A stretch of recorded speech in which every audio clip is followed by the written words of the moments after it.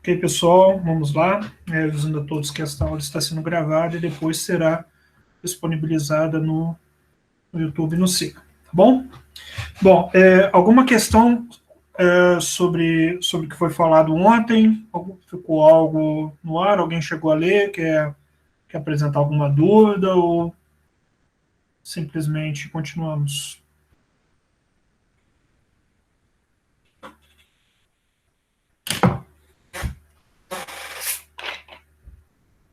Tudo certo por enquanto?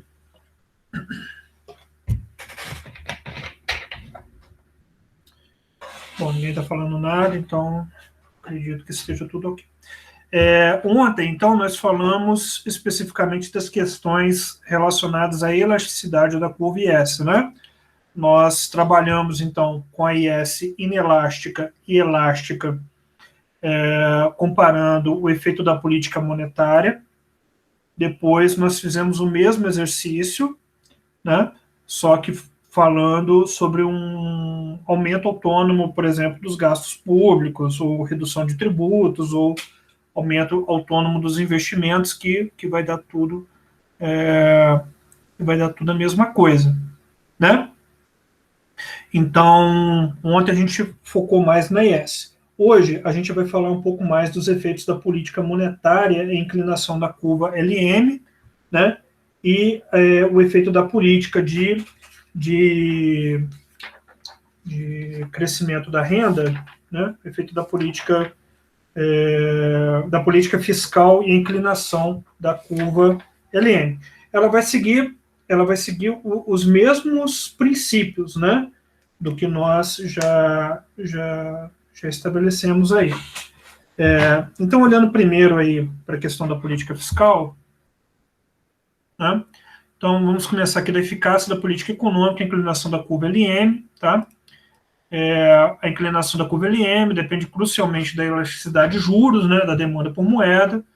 Já vimos isso, e são diretamente proporcionais. Uma alta elasticidade da demanda por moeda faz a curva da LM ser relativamente mais plana. Então, vamos relembrar aqui algumas coisas, né?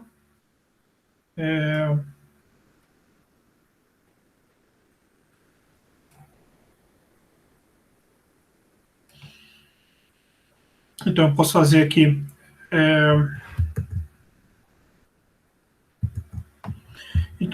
aqui uma curva LM bem plana, né, para caracterizar aí o que o slide está falando. Então, se a demanda por moeda é bem plana, já vimos que a curva LM também vai ser bem plana, né? Vamos fazer uma IS aqui mais normalzinha.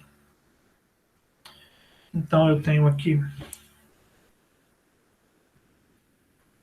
uma curva LM bem plana, né? Uma curva IS normal. E aqui nós vamos ter o equilíbrio inicial aqui.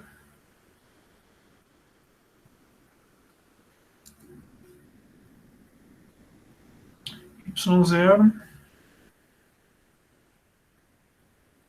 Tá? Então, uma curva bem plana, né? Bem elástica, pouco inclinada. Tá? Tudo isso é sinônimo, né? O que nós reparamos aqui?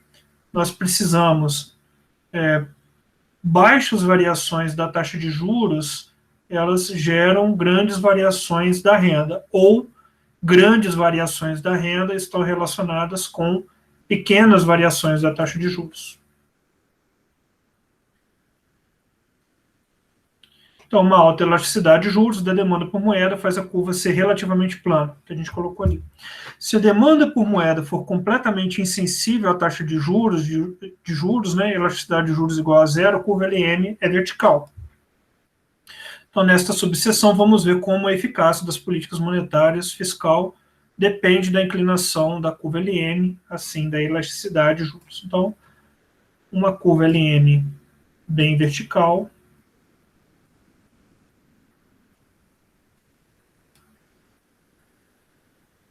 seria essa. Poderíamos fazer até mais vertical aqui, né?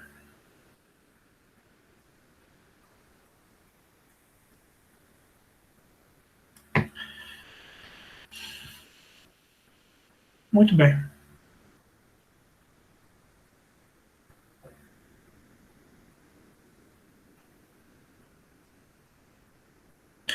Então, vamos já aqui de cara explorar qual seria o efeito renda, né, de um possível deslocamento aqui. Qual seria o efeito numa política fiscal, né, comparado aqui, então, em termos de eficácia dessas duas curvas possíveis. Então, eu vou deslocar a IS para representar, então, aqui o efeito da política fiscal, né?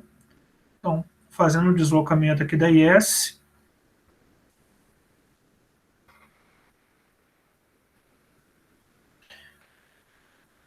da IS0 para IS1, uma flechinha aqui para nos ajudar a guiar, né? E o que nós reparamos aqui? Ó?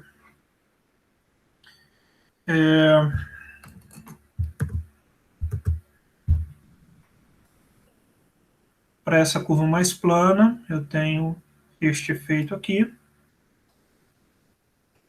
Para essa curva mais inclinada, eu tenho este efeito aqui.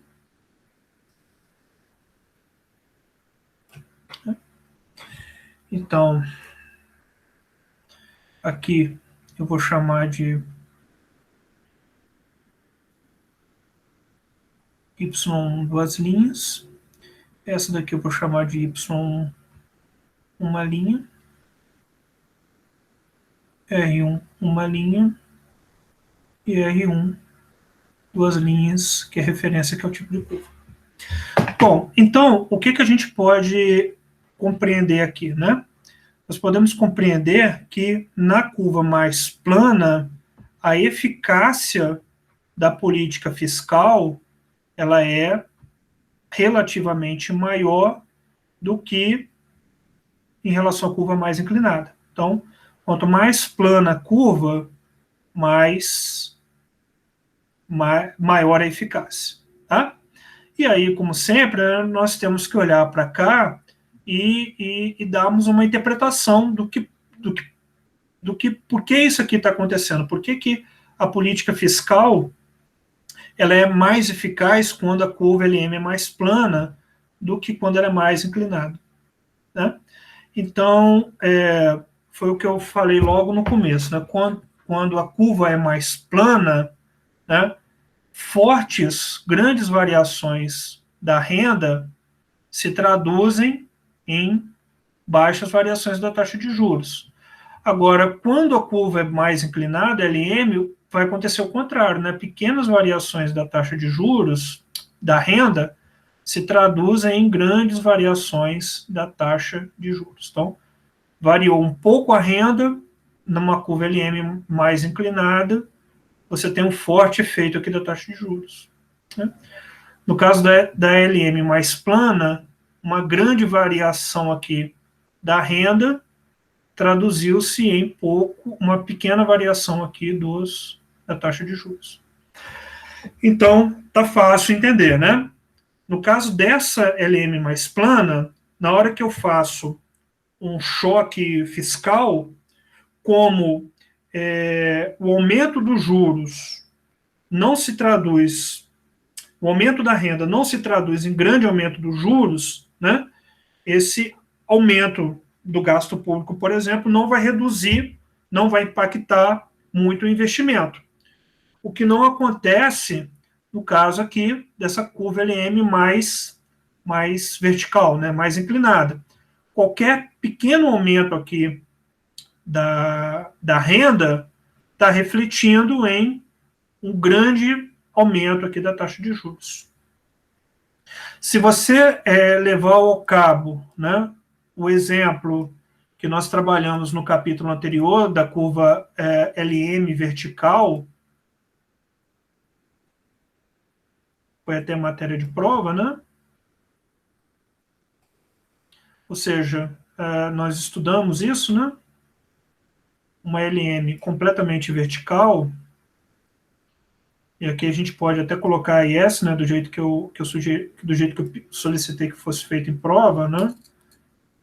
Eu tenho aqui minha taxa de juros, eu tenho aqui a minha renda, e aqui eu tenho uma LM completamente completamente determinada apenas pela renda, que não tem relação com a taxa de juros, né?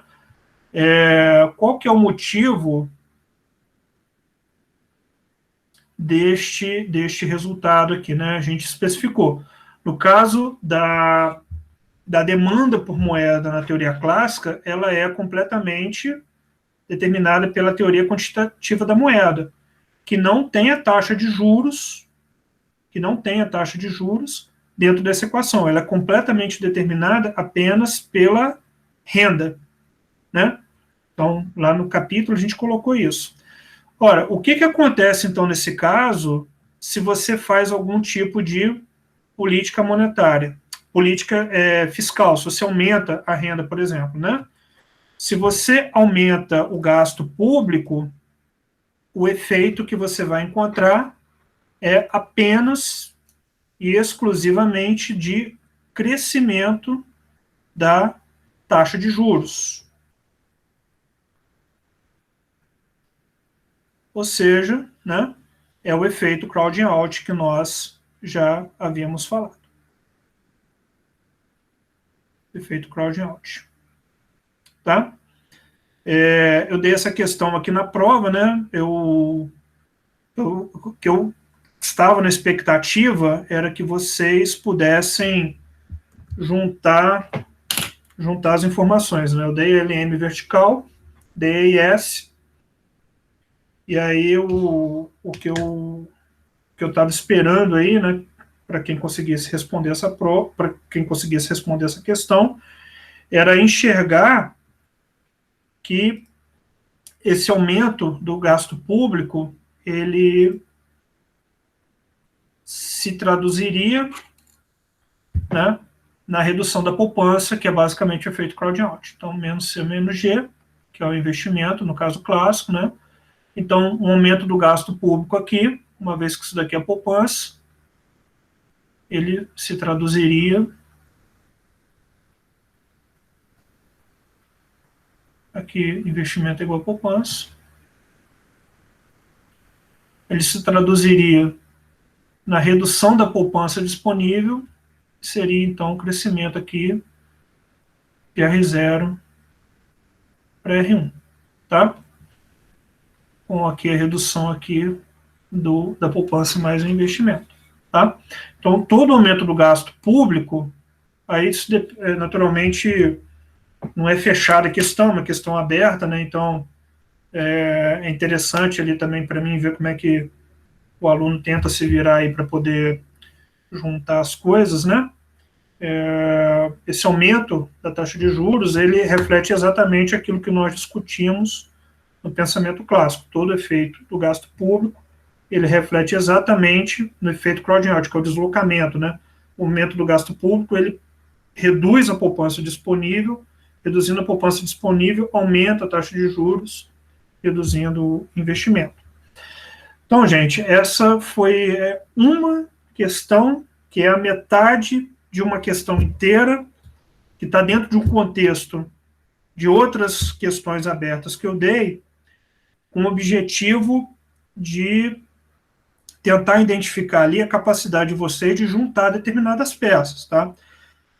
A gente estava falando antes sobre ser economista, o que significa ser economista quando se trata da questão política, da questão macro, né? Macroeconomia e política, então, são duas coisas muito entrelaçadas. O viés ideológico do governante, ele tem um respaldo teórico e vai determinar para qual lado que ele vai seguir, se é um lado mais voltado para a economia clássica, pouca intervenção, pouco governo. Eu acredito que o mercado ele é autorregulável, que ele vai trazer os melhores resultados, ou um governo mais intervencionista que vai cair para um lado mais keynesiano, ou seja, ele vai tender a olhar a economia por meio da demanda agregada, ele vai fazer políticas de estímulo de demanda agregada, seja no consumo, seja no investimento, né? E às vezes, algumas vezes o resultado é interessante, outras vezes o resultado pode ser catastrófico, né? Mas, eventualmente, esse tipo de questão, ela sinaliza algo para você, tá? que ser economista não é só você ficar decorando as coisas, mas é a sua capacidade de juntar o quebra-cabeça ali para você entender como que aquilo mais aquilo, como que isso mais aquilo está te gerando um determinado resultado, tá? Então, eventualmente, a gente coloca um pouco uma questão que não veio da decoreba, que é para ver a tua capacidade aí de você raciocinar, juntar as peças e chegar numa conclusão, tá? Isso daí é fundamental, tá? Economia é uma ciência extremamente investigativa, né? E para você fazer uma boa investigação, você tem que saber juntar aí as peças aí para poder chegar numa conclusão, tá? Então, esse que foi o objetivo aí de ter colocado essa questão aí para vocês tentarem fazer essa leitura. Bom, por outro lado, então está bem claro que essa LM bem vertical, ela é bem representativa do pensamento clássico, né? Por outro lado, uma LM bem plana,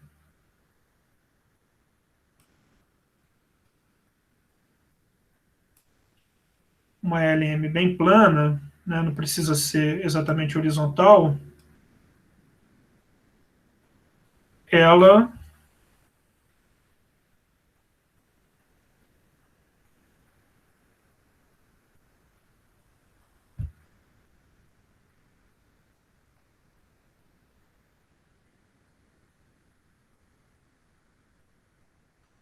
vai ser mais representativa do aspecto keynesiano. Por quê? Porque uma LM bem horizontal, bem elástica, pouco inclinada, né? Ela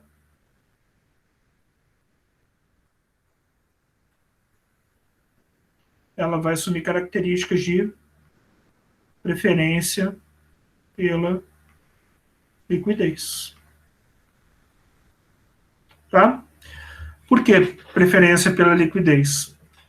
Essa daqui é uma situação em que a demanda por moeda, né?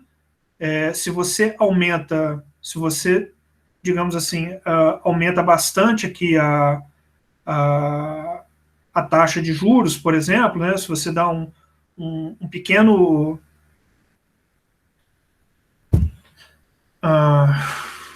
não. Quando a demanda quando a demanda por moeda ela é bem elástica, né, em relação à taxa de juros, o que significa?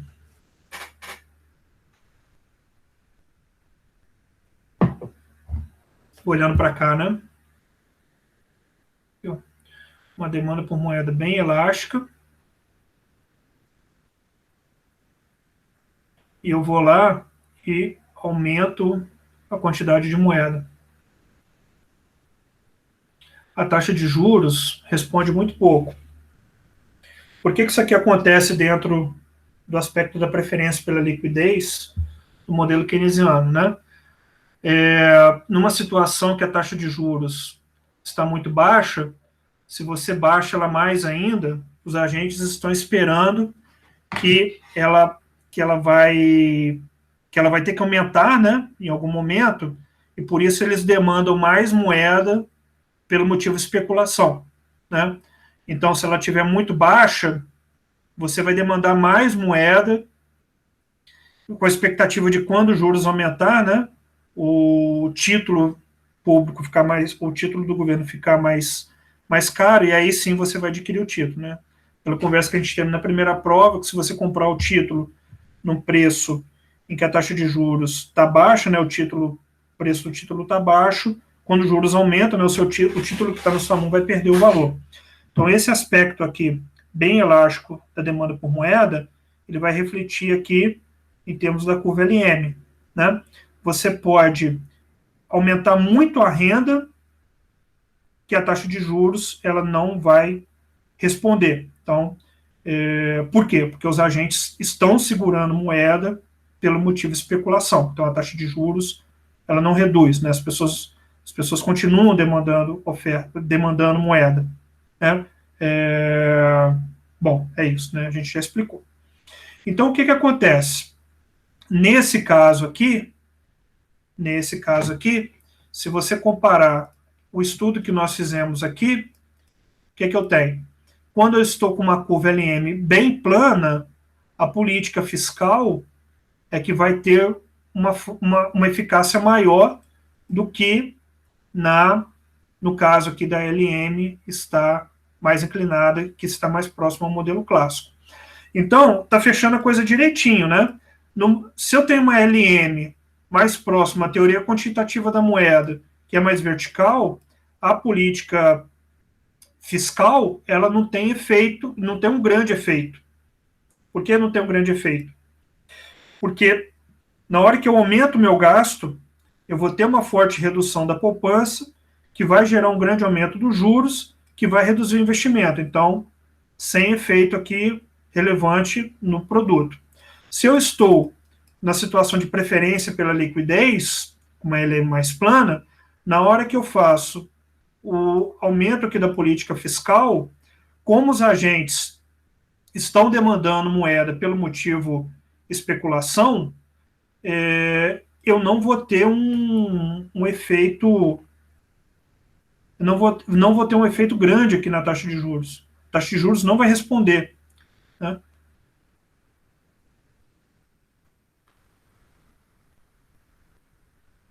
Não vai responder. Por quê? Porque a taxa de juros, a poupança da economia, ela não vai sofrer alterações significativas, né? Por esse motivo, né, se os juros não sobem, o investimento não vai ser afetado, então eu tenho um efeito mais forte aqui. Se a gente juntar com o que nós vimos ontem, já dá mais ou menos para você começar a observar os padrões aqui de keynesianos versus clássicos, né? O que nós falamos ontem sobre o modelo o modelo da IS, que é esperado pelos keynesianos, né? No modelo keynesiano, a IS é bem vertical. Foi o que a gente discutiu ontem, né? Uma IS bem vertical. Ao mesmo tempo, a LM ela vai ser bem plana.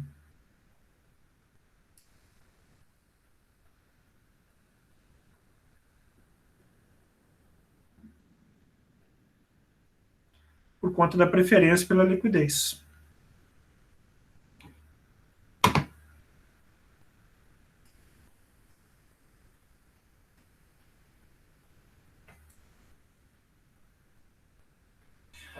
Nesse caso aqui, o que você vai observar é que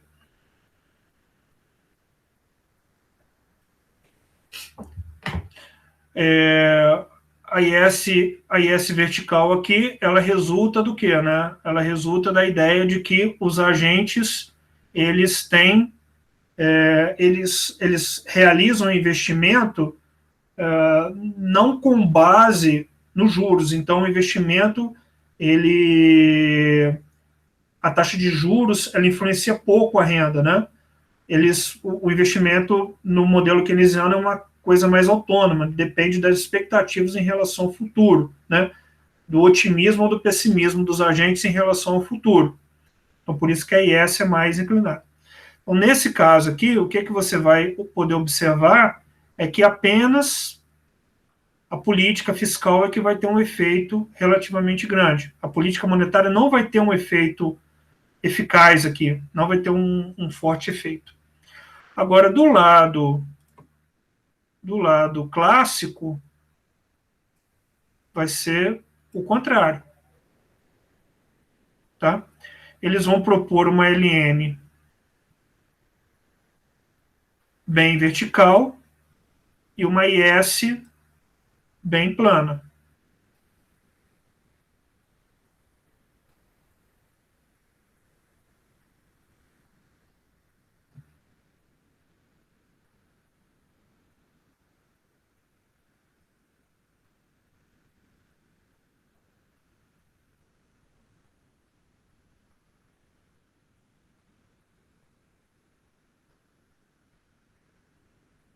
Por quê? Essa LM bem vertical, ela vai refletir a teoria quantitativa da moeda, né, em que não existe a demanda especulativa por moeda, ou seja, os juros ele tem pouca influência na demanda por moeda, é basicamente determinado pela renda, tá? Apenas pelo motivo de transação. E a IS é muito plana, né? É bem plana no modelo clássico, porque eles consideram que a taxa, que o investimento da economia depende fortemente dos juros. Ou seja, se os juros reduzem, né, os agentes vão aumentar a taxa de investimento. Qual é o resultado disso? O resultado é que apenas a moeda vai apresentar resultados relevantes. Tá? Então, para fechar esse raciocínio, vamos aqui apresentar o caso da política monetária, né, por causa das diferentes elasticidades do, do modelo. Por exemplo, né? Então eu vou colocar aqui uma LM, colocar uma LM aqui, bem vertical, uma LM aqui, bem plana, e uma IS normal. Tá?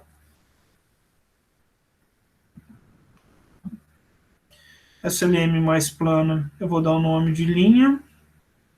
Essa LM mais duas linhas, 0, 0. E essa daqui é uma IS normal.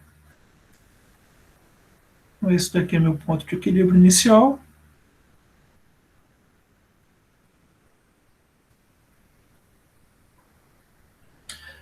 Tá? Beleza. Agora eu quero analisar o efeito da política monetária para esse caso aqui. Então, o que, que eu faço? Eu vou fazer a mesma coisa que ontem para fazer essa análise para IS. Eu vou marcar um ponto aqui e eu vou deslocar para este mesmo ponto tanto a minha LM inclinada como a LM mais plana. Eu vou mudar aqui para verde, para ficar bem claro aqui. Então, eu tenho essa LM aqui e essa outra LM aqui.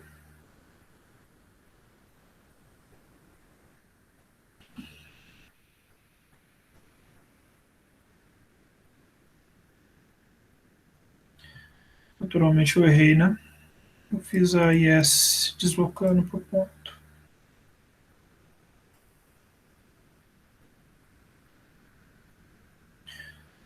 Vinte anos fazendo isso e erra ainda.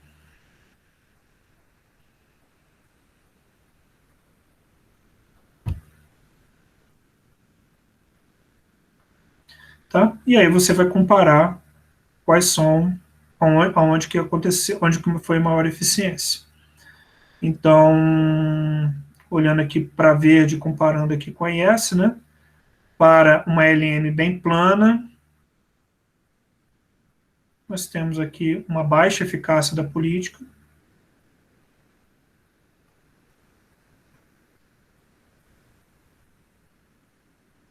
E para a LM mais vertical, nós temos aqui uma eficácia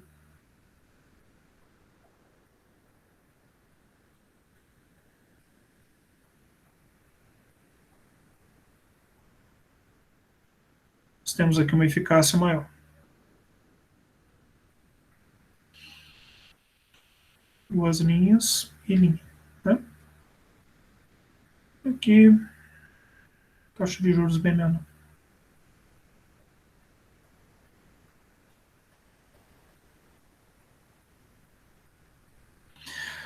Bom, Então, por que isso acontece, né? Porque no caso aqui da LN mais plana, na hora que eu aumento a oferta de moeda, né, como eu estou numa situação em que a taxa de juros responde pouco, pelo motivo de preferência pela liquidez, né, que a gente já falou, como ela...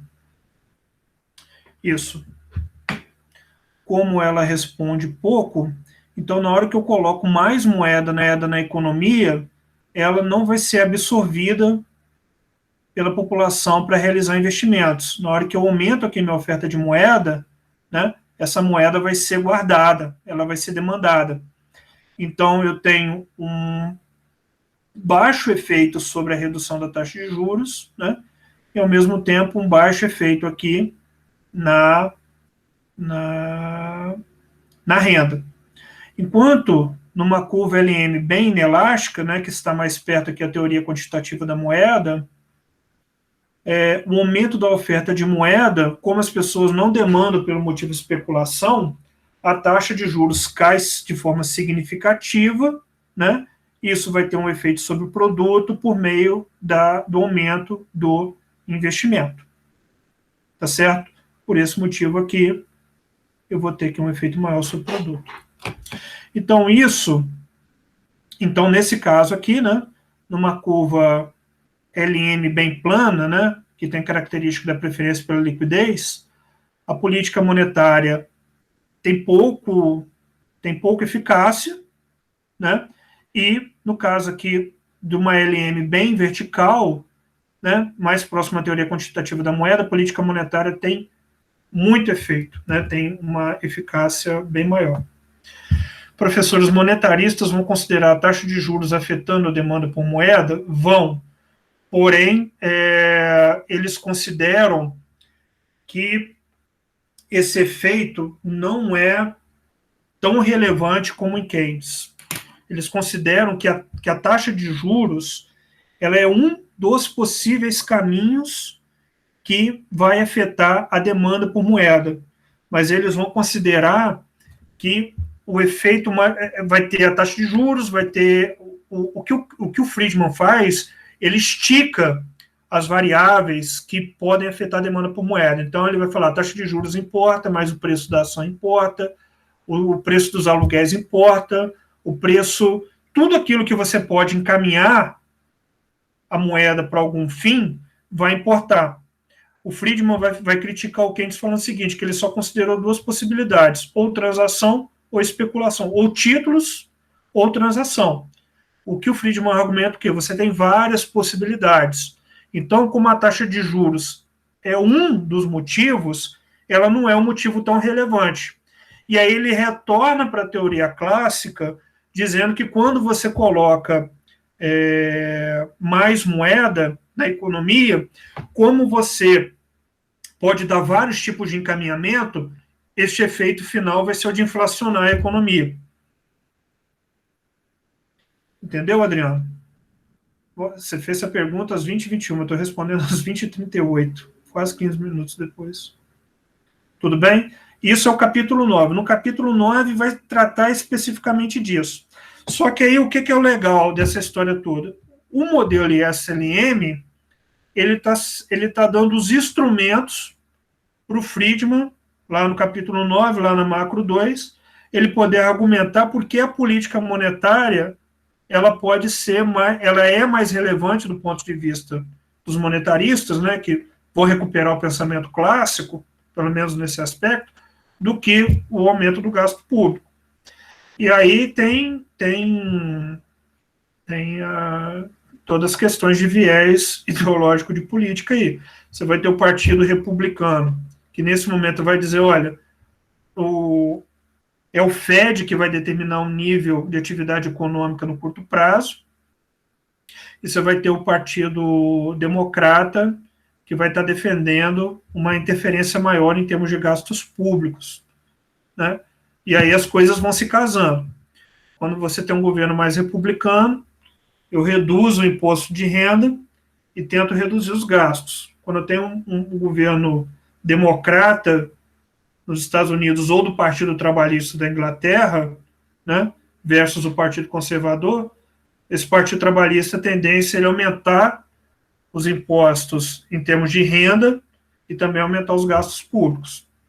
Então, Estados Unidos e Inglaterra, quem vê Netflix aí, The Crown, né, a história lá, vê que está sempre tendo essas mudanças de paradigma. Ora é um cara mais conservador, ora é um cara do Partido Trabalhista, né? E acontece a mesma coisa nos Estados Unidos. São os dois grandes expoentes aí políticos que representam essa coisa do conservador versus o... A gente deve considerar a manutenção da taxa de juros como ex-post, certo? Não entendi essa pergunta, Adriano.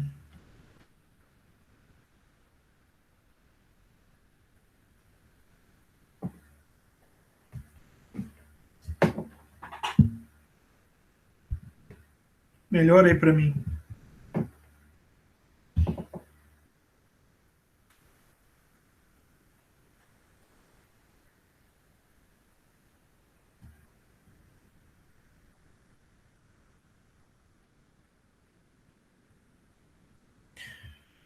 Uma mudança da taxa de juros acontece sempre depois da mudança da renda? Então, aí vai depender. Quem que é o cara que está fazendo a política? Se for política fiscal, altera a renda. Na verdade, o que está acontecendo ali, essa pergunta é boa, tá? Na verdade, o que está acontecendo ali não é uma coisa antes e depois, não. Vai acontecendo tudo junto. À medida que a renda está... Se eu faço uma política fiscal, à medida que vai tendo o efeito sobre a renda, ao mesmo tempo vai tendo o efeito sobre a taxa de juros e elas vão caminhando para um novo nível de equilíbrio. Se eu faço a política monetária, então a tendência é que o efeito da política monetária vai afetar o nível de investimento, a renda. Esses efeitos são conjuntos, caminhando para um novo estado de equilíbrio no modelo ISLM. Tá? O que a literatura, de uma forma geral, trata, isso o Menkel, no livro do Menkel, isso aí ele fala bem claro, é que o efeito sobre a relação renda-juros, ele é mais rápido quando ela parte do lado fiscal. Tá? E o efeito juros sobre a renda, ele é mais lento quando parte da política monetária. Ele faz até assim que a política fiscal é uma lancha. Se você for virar, você consegue virar ela relativamente mais rápido. Agora, a política monetária, ele trata como sendo um navio, um grande navio, tá? Ou seja, você tem que girar o manche ali e esperar bastante tempo para poder ter um efeito ali do retorno, tá bom? O que o Friedman faz? Tá? O que o Friedman faz? Só para te estimular a ler o capítulo 9. O Friedman, ele defende que tudo é moeda, que todo o efeito da política fiscal, isso aqui não é do capítulo que a gente está estudando, só estou dando uma adiantada aí do que virá, tá? Que virá na macro 2. O Friedman argumenta que tudo é moeda, e todo efeito de estímulo econômico vem da moeda. Tá? Os keynesianos americanos, o pessoal da água salgada, que é do MIT, que é de Harvard, que é de Berkeley, da Califórnia, esse pessoal não, eles defendem que a política fiscal ela tem efeito mais imediato do que a política monetária. Só que o Friedman, ele trata tudo como política monetária.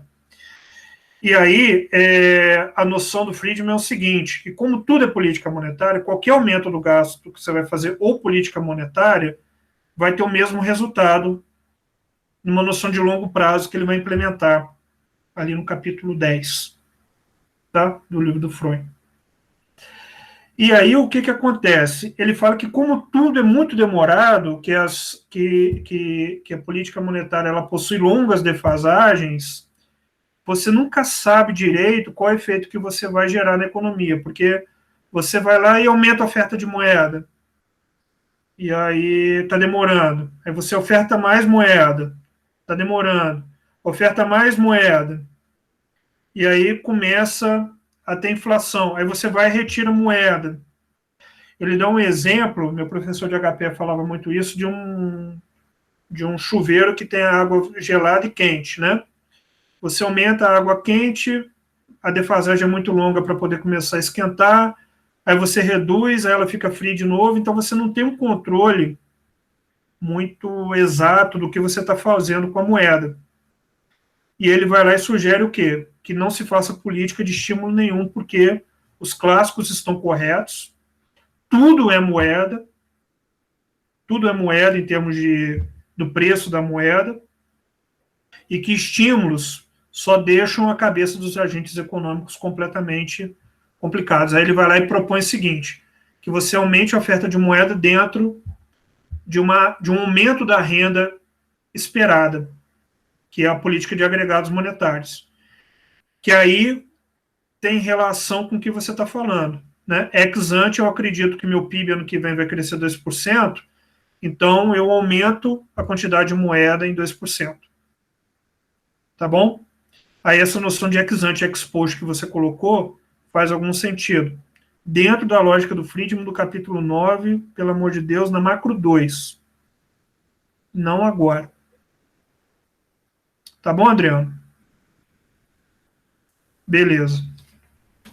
Macro 2, vocês vão lidar com isso daí. Então, dentro então aqui, né, voltando aqui, ó, dentro aqui da LM mais plana, né, a oferta de moeda, como ele tem preferência pela liquidez, pouco efeito na taxa de juros e pouco efeito sobre a renda. Agora, na teoria quantitativa da moeda, né, como eu não tenho preferência pela liquidez, a situação aqui de moeda vai gerar grandes estímulos, vai ser mais eficaz. Tá bom? Então, isso daqui vai centrar exatamente na lógica anterior que eu tinha explicado para vocês. Na lógica clássica, na lógica keynesiana, vai ter uma defesa, então, de uma IS bem inelástica, né? Uma LM bem plana que capta a preferência pela liquidez. E uma taxa de investimento que responde pouco à taxa de juros, tá? Responde, mas responde pouco, tá? E responde pouco a R, aos juros, tá?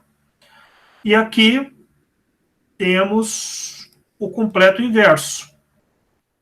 Aqui eu tenho uma moeda que responde pouco à taxa de juros, uma LM mais inelástica, e uma IS que responde muito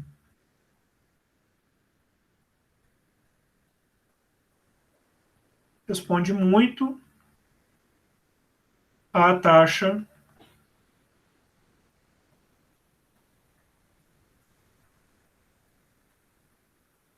responde muito a R. Tá? Então, você pode fazer esse exercício aqui, ó.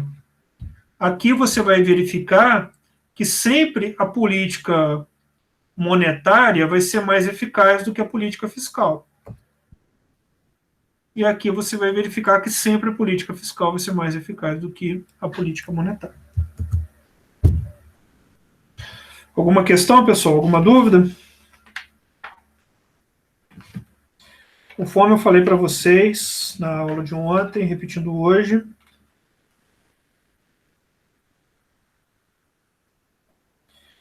não fiquem decorando nada. Aprendam a fazer esses gráficos aí e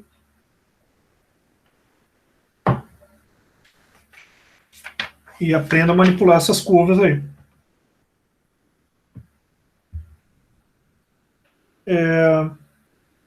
E aí, na lista de exercícios que a gente vai enviando para vocês, né, fica fazendo determinadas combinações.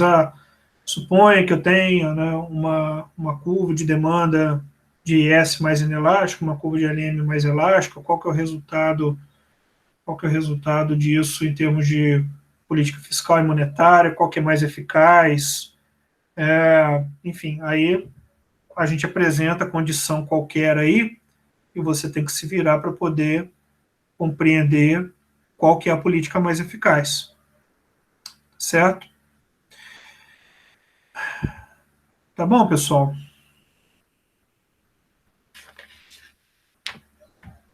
Alguma questão?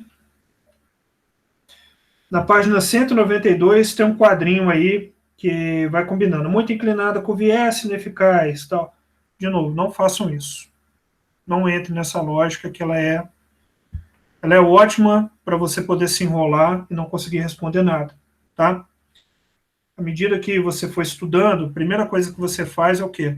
Estuda o livro, traça as curvas, acompanha a minha aula, entende como é que você desloca as curvas, entende como é que você analisa a eficácia e ineficácia das políticas.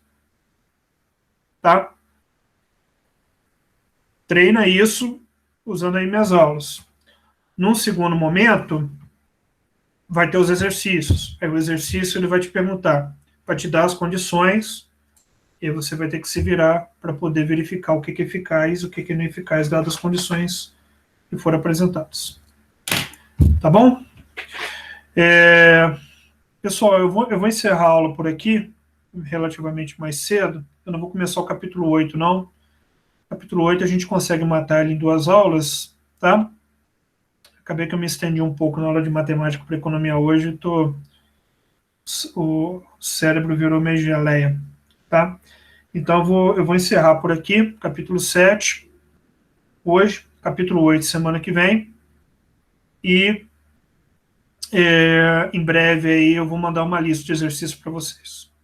Tá bom? Vou encerrar a apresentação, vou parar a gravação.